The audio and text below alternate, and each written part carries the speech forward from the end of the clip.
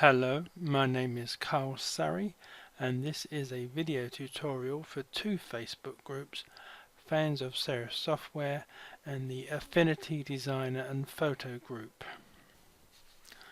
Although this tutorial is aimed at beginners, more advanced users may get something out of it as well, but it is mainly just to help people learn certain processes which they can use in their photo editing, but to use them in a way that you can see the effects and what is happening.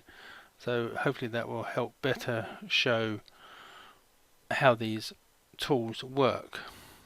Now, first thing I just want to point out is that it was only a couple of hours ago I downloaded the latest versions of both Affinity Designer and Affinity Photo. They're now version 1.6. Now, this may mean that there are some new features in here that may throw me.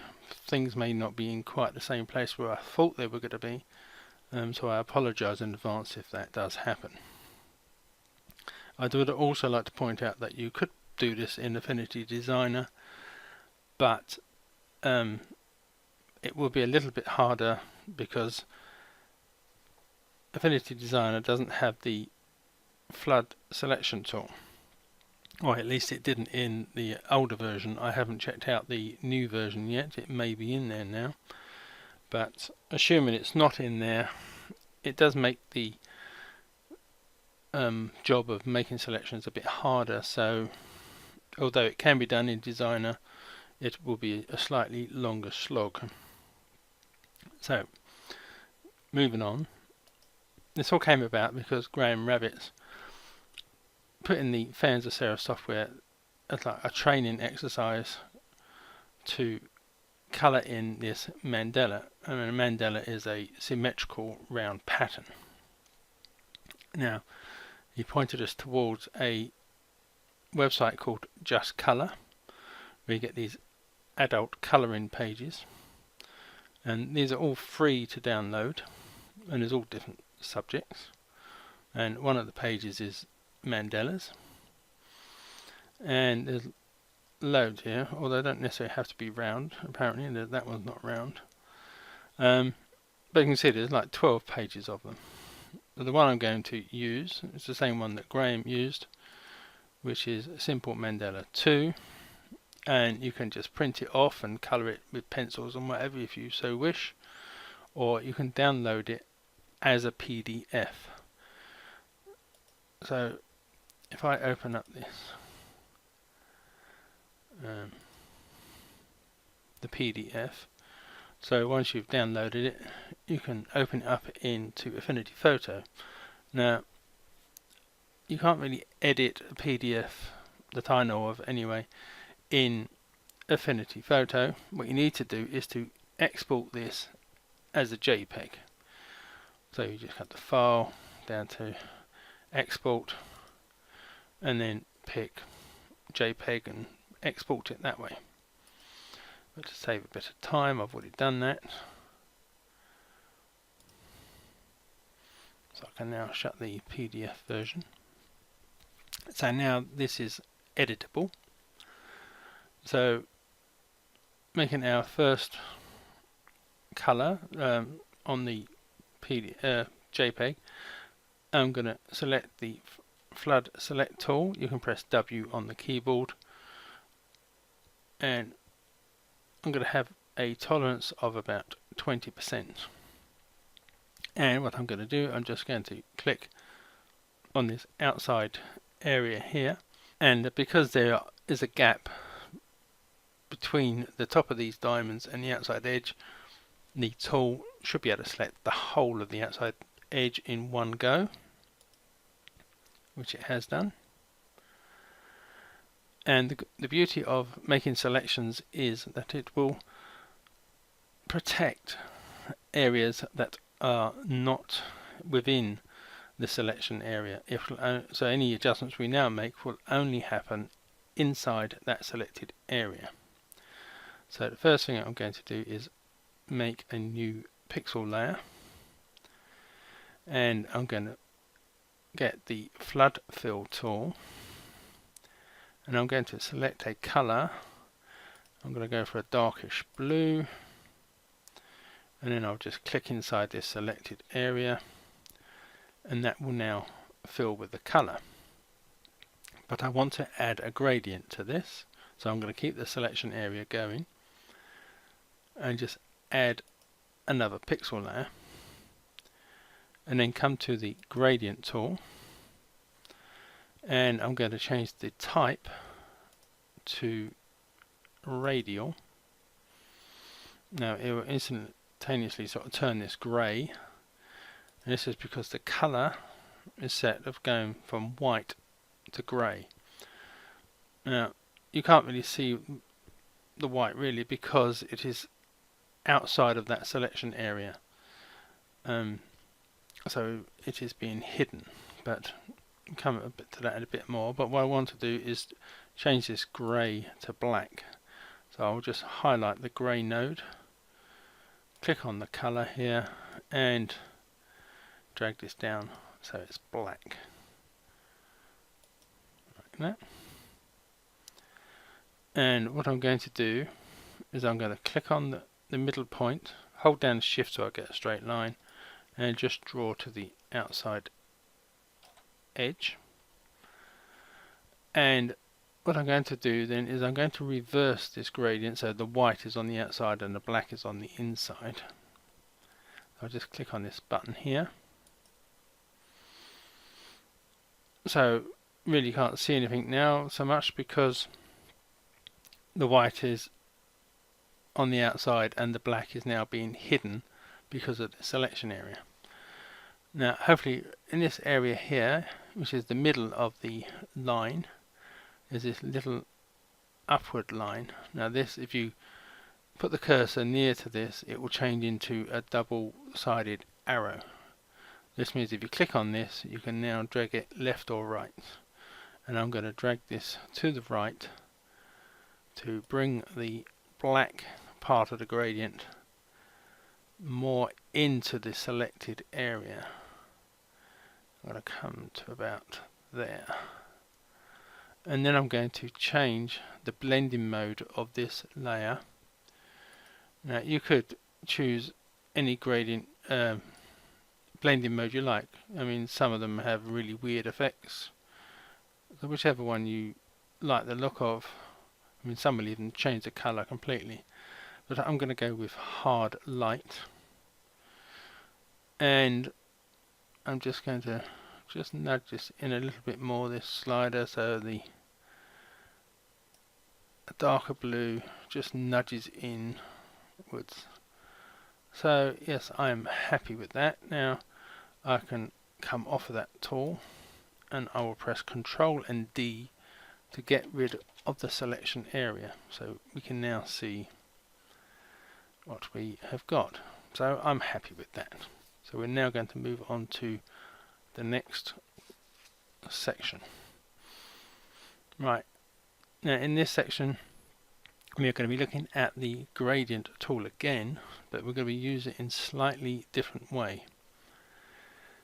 So again we need the flood selection tool, and you need to highlight the background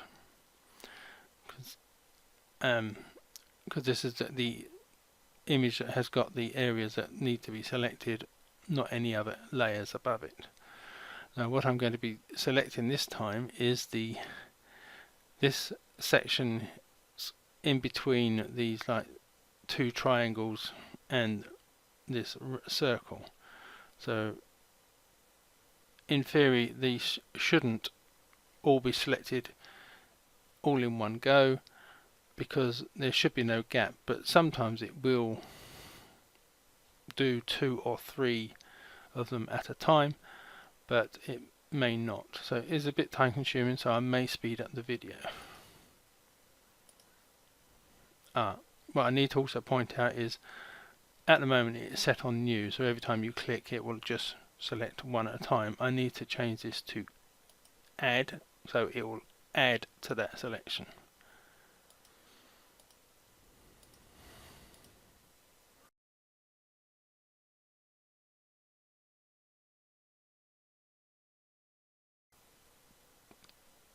Right, that is all of them selected. Yes, I think it is, yes. So again, I'm going to add a new pixel layer. And I'm going to pick a color. Let's go with a fairly dark, bright yellow. Will do. Now,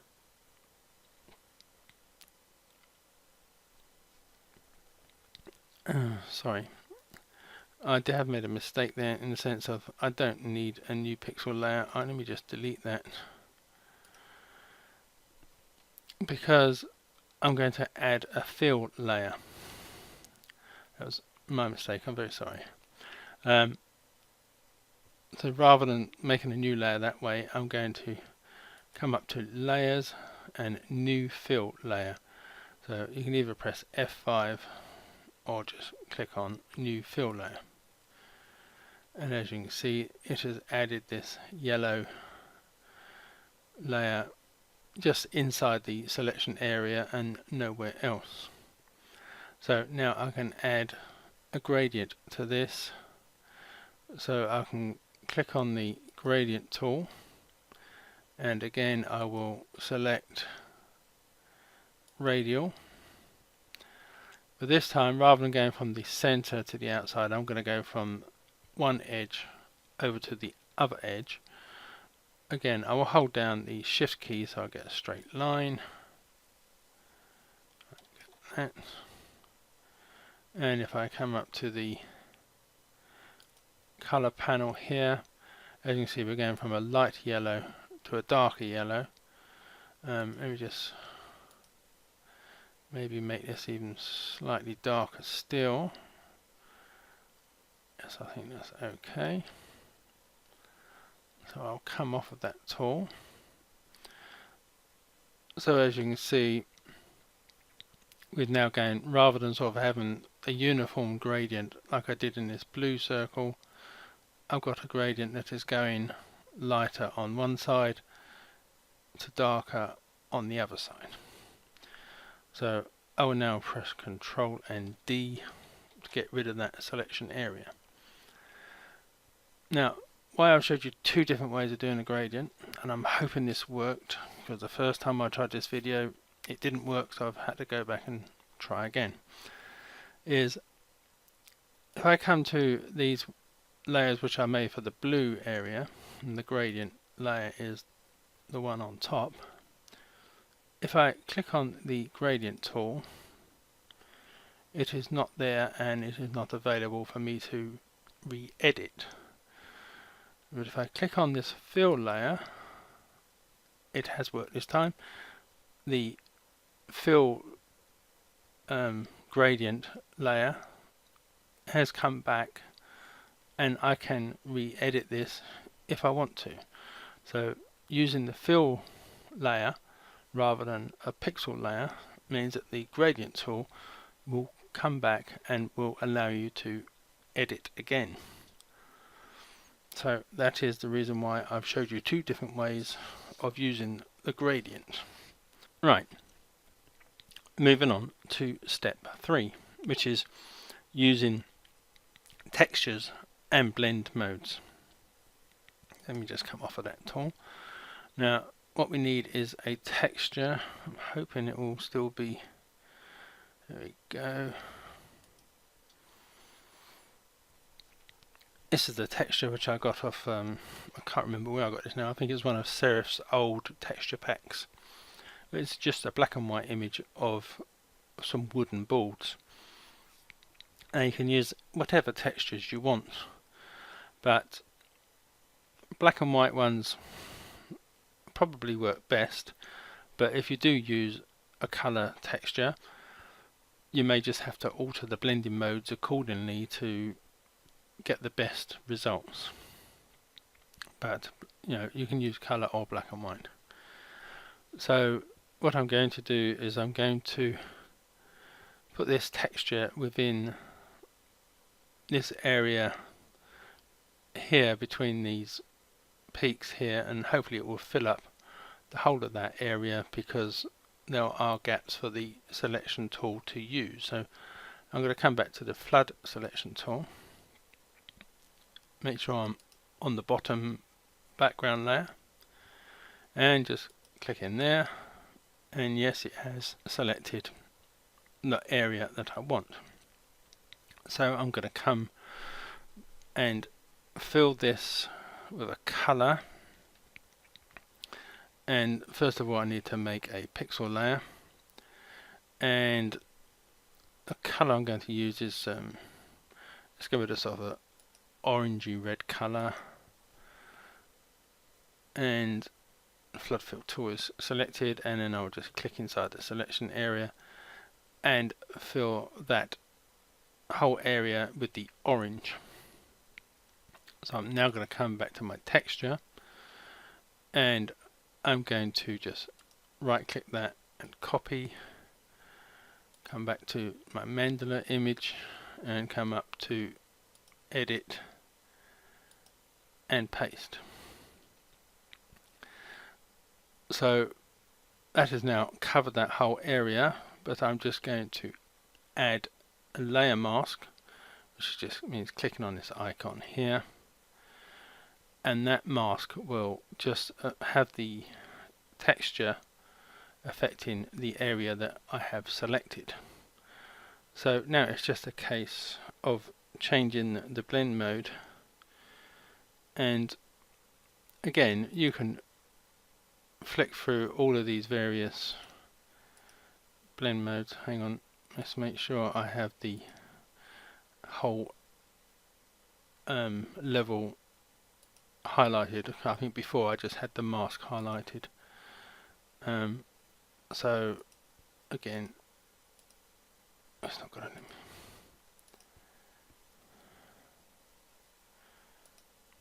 Come on.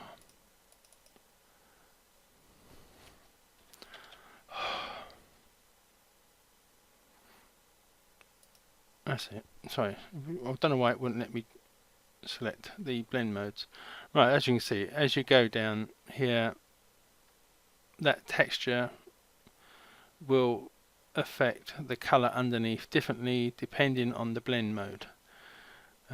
So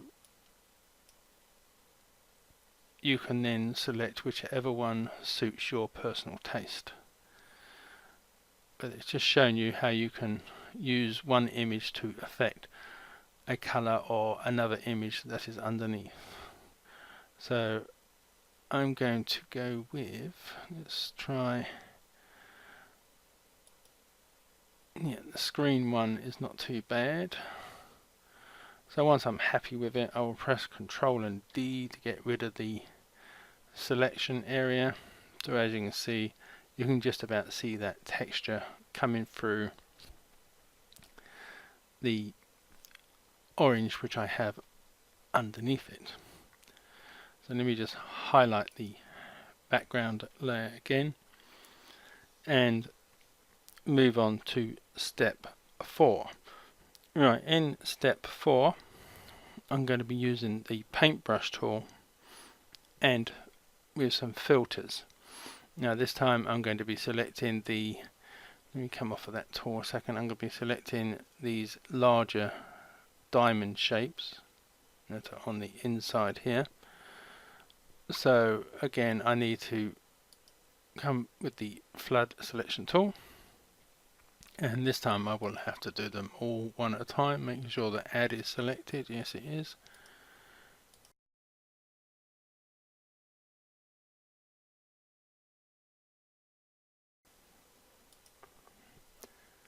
Right, that is all of those selected. Yes, it is. So I'm just going to add another pixel layer, and then I'm going to use the paintbrush tool. The opacity at 100%, hardness at 100%, and all I need now is a color. Let's go with a sort of a neon pink. How about that? Sort of horrible pink color. And then all I'm going to do is paint on here. Now, because of the selection area, like I said before, only the areas that are selected will have color added to them. So I'm just going to keep my finger on the left mouse button and just go over it a few times just to make sure everything is selected. painted I should say, but it has not affected any of the area outside of the selection area. So what I'm going to do to that now is add a filter, and I'm going to come up to filters, noise, add noise. Oh, that's a new one, dust and scratches, so I have to look into that. Sorry, add noise, and I'm going to, now I will add I'm going to bump this up to 100%.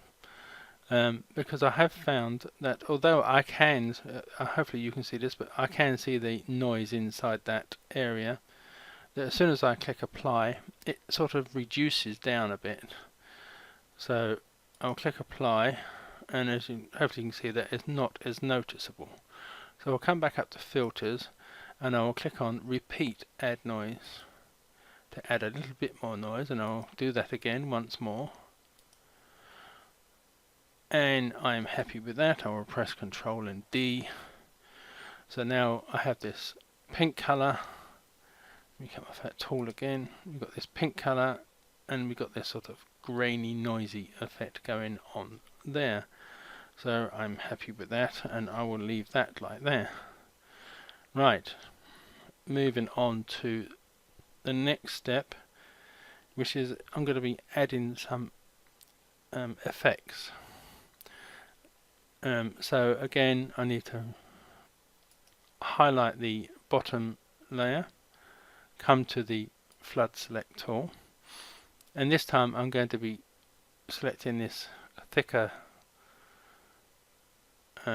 circle here. So again, I'll have to do this in sections. But oh, no, that one was alright. I just need just that section there that's missing. Right, so that is all of that selected. I just need to come with the we use the paintbrush again, I think, and we'll come with a green color, I think, and then I'm just going to paint an area like that, make sure it's all done. And I'll come off that tool, and I'm now going to add an effect to that color. I think I can just press Ctrl and D to get rid of the selection area. Now you can do this in two ways. You can either come to the effects tab, click on it like that, or if you're like me and you like to be able to still see your layers panel, you can just click on the FX button down here, and it will open up the effects in a sort of floating box. The one I'm going to use in this is I'm going to click on the 3D option. I'm going to put a tick into 3D, click on the actual word 3D to bring up the 3D options, and I'm then going to push up the radius. It's currently on 5 pixels. I'm going to push this up to 35, and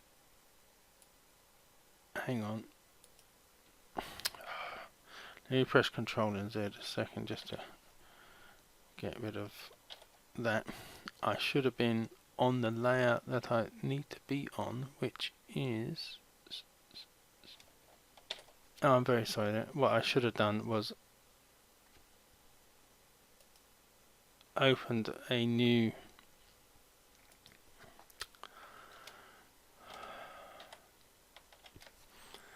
layer. So see, I'm not concentrating. So I'm very sorry. When I've made that selection, I should have made a new pixel layer, then got the paintbrush, then painted the color in, then press Ctrl and D, and then click on the FX button, so that when I click on the 3D and make those alterations, hopefully you can see that come off this tool, you can see that that green circle now is being affected by the how much I am altering this slider. So I will come up to 35 pixels on there, and I will also click on outline, put a tick into that, click on outline, and I'm just going to nudge this up to about 1.5 pixels, something like that, just to add a little bit of, oh, that's a bit too high, 1.5, there we go, just to add a slight black line on the inside and outside of that green circle. I'm very sorry about that. Hopefully that wouldn't have confused beginners too much, but pressing Ctrl and Z will backtrack on steps that you may have made errors on. So I had to press Ctrl and Z about 4 or 5 times to go back to the point where I made the error. So moving on to step 6 is going to be sort of a bit of both of what we've done so far, which is adding effects and noise. Now this time I'm going to, and it is going to be a bit time consuming, but I'm going to do the diamond shapes around the outside here. So again, click on the background, click on flood selection tool. This will be time consuming, so I will definitely be speeding this bit up.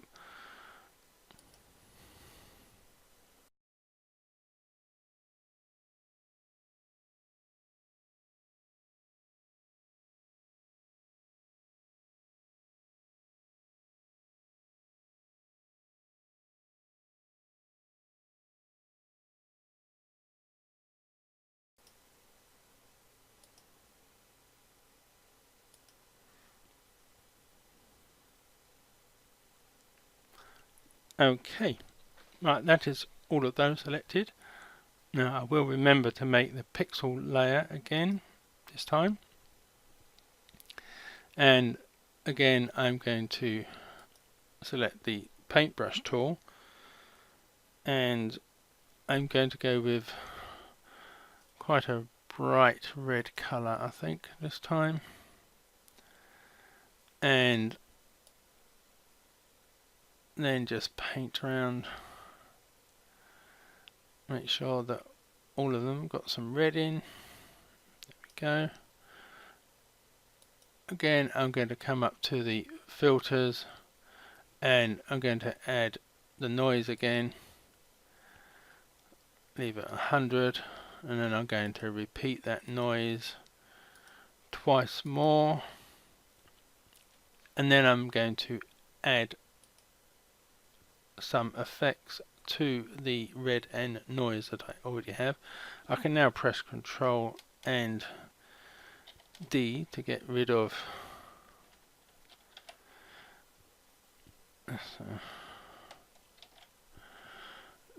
the selection area. I'll come off that tool as well, and this time I'm going to go with bevel and emboss. Click on the words to bring up the options, and I'm going to change the type from pillow to inner, and I'm going to push the radius up to about 20%. There we go, and then click close. So it is very similar to how I did these sort of purple ones here, but these ones do not have the effects added, but these ones do. So you can sort of mix and match the effects. So moving on to the next step, which is step 7, and so again this is going to be a mixture of previous versions, and then I'm going to also add a different type of filter. Now for this one I'm going to select the background layer and the flood selection tool, and I'm going to select this area between each of these sections.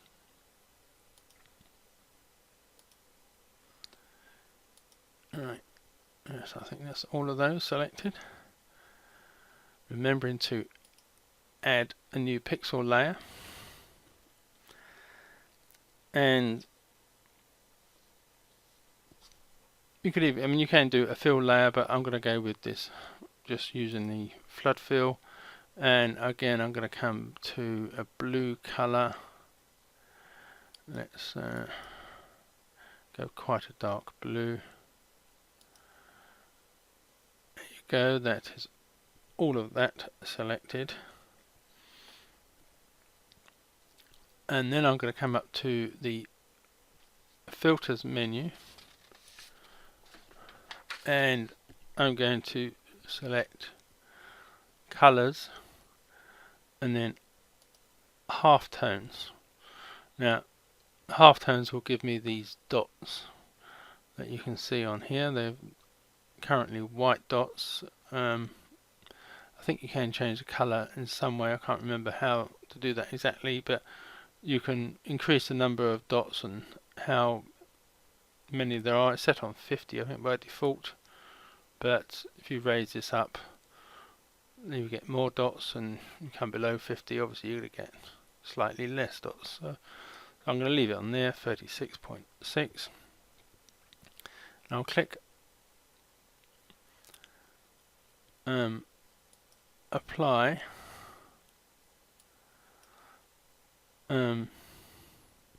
Somehow I've lost the colors. I need to set blend mode. Let's try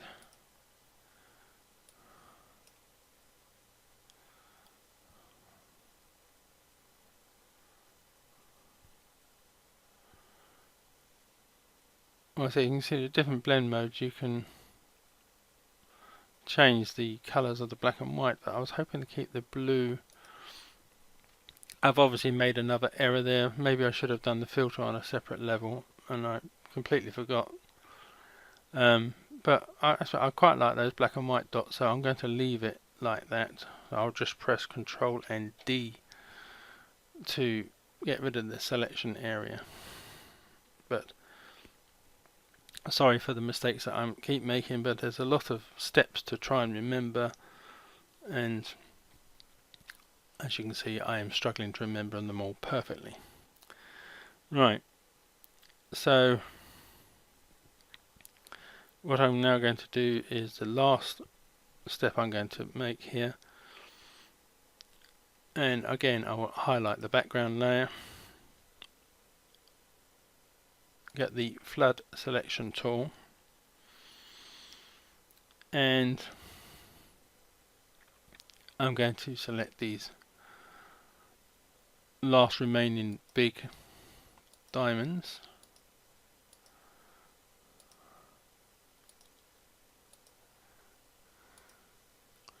like that, and then from the layer menu I'm going to select a new fill layer this time, and I'll go to new fill layer. Anyway, it's currently set on the blue that I already had set, but I'm going to go to the swatches tab, and I'm just going to pick on the 50% grey swatch, which is the one up here between the black and the white in the greys tab. So as you can see, that has gone to grey, and then I'm just going to lower the opacity of that just down slightly, down to about 80% or so, and then press Ctrl and D to get rid of the selection area, and I will leave it at that. So that is my finished mandala. All you need to do now is come up to File, and you can export it as a JPEG. You can save it as a file that will save it with all the different layers, so you can come back and edit it at a later date. But just remember to change it under a new name so it won't erase your original. So that is the end of the tutorial. I'm hoping that some beginners will, apart from my mistakes, will pick up some tips on how to use certain tools. I will add a link to the site where you get the mandalas from in the description in the video. So thank you for watching, and goodbye.